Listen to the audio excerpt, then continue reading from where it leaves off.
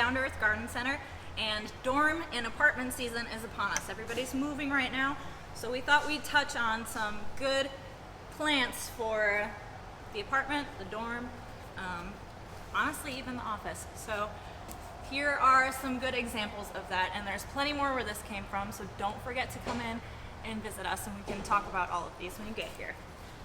So first off, we're going to talk about care for all of these guys, which is pretty similar. All of these babies here prefer bright indirect light. Now what does that really mean? All that really means is light is coming through your window and it's bounced off of a couple of things before it hits the plant's leaves.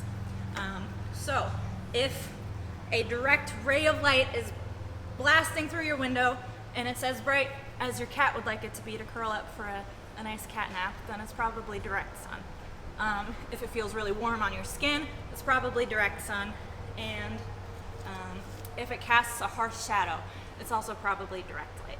So if it's none of those, but it's still bright, that is great for tropical plants, and that's what all of these are. So first off, we've got Homolomina Selby. This one's gorgeous and pretty generally good care.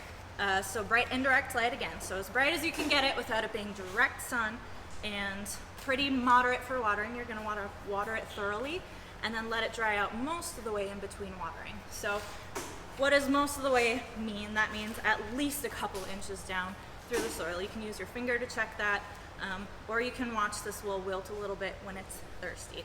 So we call that an indicator plant.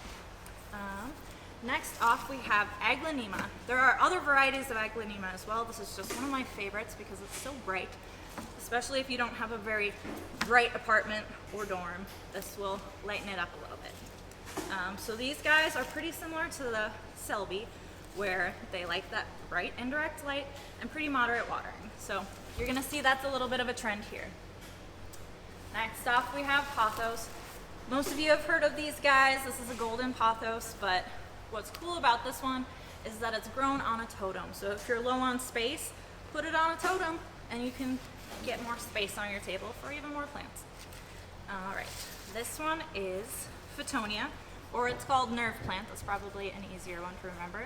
This one is more of a low growing spreader, similar to all of these other guys, bright indirect light, and let it dry out most of the way in between watering. This one would like it a little bit more consistent though, in order to stay happy anyway.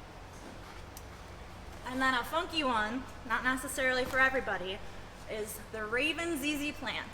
So most of you have seen a ZZ plant, but this is a somewhat newer variety where it's got the nice rich black leaves on it. They're fantastic. They grow up to 5 feet tall, and this one likes to dry out a little bit more than some of the other guys on this table. So thorough watering, let it dry out pretty much all the way.